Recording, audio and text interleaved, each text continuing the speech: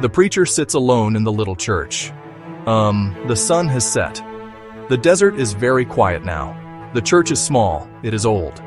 Dust lies on the wooden floor like a fine brown sheet. A single fan turns slowly above his head, pushing the warm air around. The preacher, his name is Josiah, reads from a small, worn Bible. His hands are rough from work, from prayer.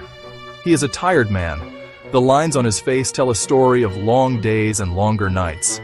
He has been here for some time, watching the sun rise and fall over the flat land. Josiah came to this town 5 years ago. He came because he felt a calling to help. The town is called Mesa Verde, though there is nothing green about it. A string of houses, a single bar, a small diner. The wind moves the dust along the lonely main road, a constant, sighing presence. They carry their burdens in silence, their faces weathered by the heat and the hardship of this place. One night, not long ago, Josiah heard a voice. It was a whisper, soft and close. He thought at first it was the wind whistling through a crack in the old window frame. The voice said his name, a sound like dry leaves skittering across stone. It was a woman's voice, gentle but insistent. It said, "Father Josiah." The sound was so clear, so near, he felt the breath of it on the back of his neck. It was a strange and calm feeling, not frightening, but deeply unsettling, like the stillness before a storm. He looked up from his book. The church was empty. No one was there. The heavy wooden door was shut and barred against the night. The voice came again, a little stronger this time, filled with a quiet urgency. It said, "Forgive me." Josiah felt a chill that had nothing to do with the desert night air. He knew, with a certainty deep in his bones, this was not the wind.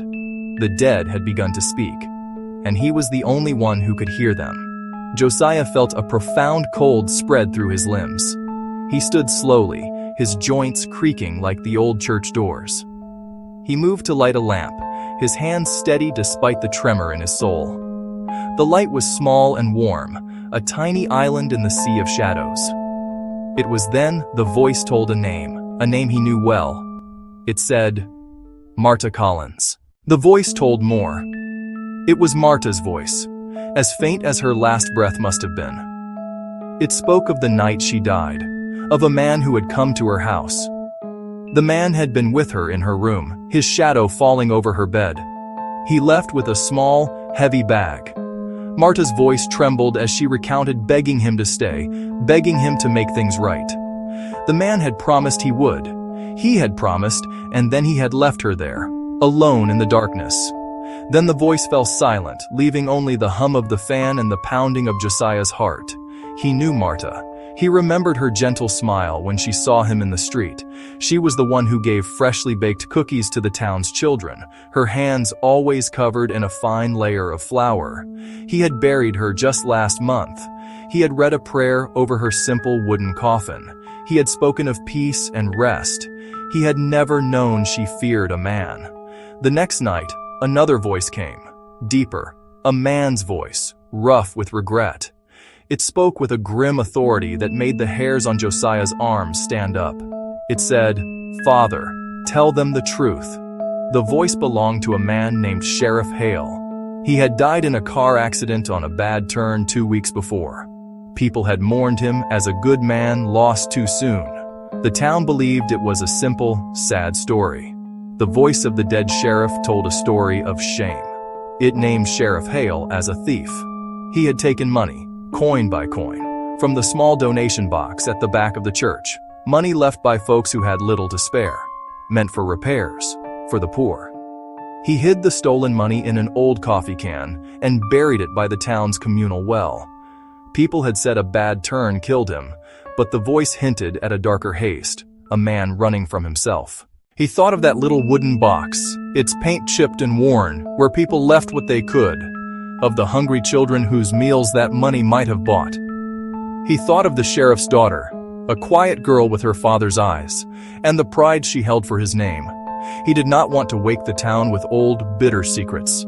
But the voices kept coming. They did not care if he wanted to hear them or not, arriving in the deep dark of night and in the gray light of dawn. They came like the wind that found its way through the cracked window panes of the old church.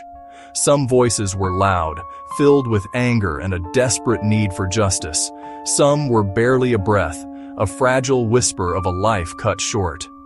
Each voice had a story to tell, each a seed of truth that, if planted in the town's heart, could grow into a tree of sorrow and hurt. A young boy named Luke, who had drowned on a hot summer day, spoke next. The boy's voice was small and thin, laced with a fear that death had not erased.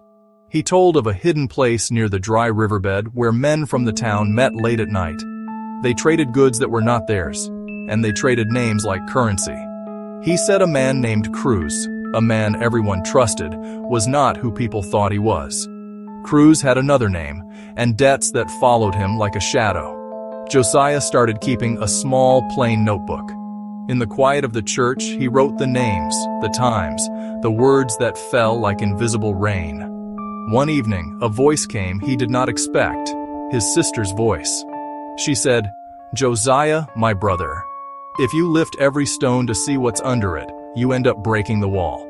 If you tell every secret you hear, you will break this town." Josiah felt the weight of his sister's words settle upon him. He knew she was right. He had to choose. This was not a burden for God to decide. It was a choice for a man to make, for the living and for the dead. He had to weigh the town's fragile peace against the hard, sharp edge of truth. He had to hold both in his hands, like twin candles flickering in the dark. Decide which flame to nurture and which to let go. The night was long as he sat with this impossible choice. The next morning, the town woke to a letter nailed to the heavy front door of the church. Josiah had not written it, not with his own hand. The letter was written in a clear, steady script no one recognized. It told a few truths, but not all of them. It told of the sheriff's stolen money and the coffee can buried by the well. It told of Marta Collins and the man with the bag who left her alone. It told of the place down by the river where men met in secret. It asked people to look for themselves and to speak. It ended with a simple plea for kindness in the search for what was true. People gathered in the morning sun to read the letter. They read in silence at first, and then the whispers began. Some eyes filled with tears of betrayal. Some mouths turned down in hard, angry lines. The town began to move, like a sleeping beast prodded awake. Men walked with shovels toward the well. People opened old boxes. They spoke. They argued. They began to hurt. The healing had not yet begun.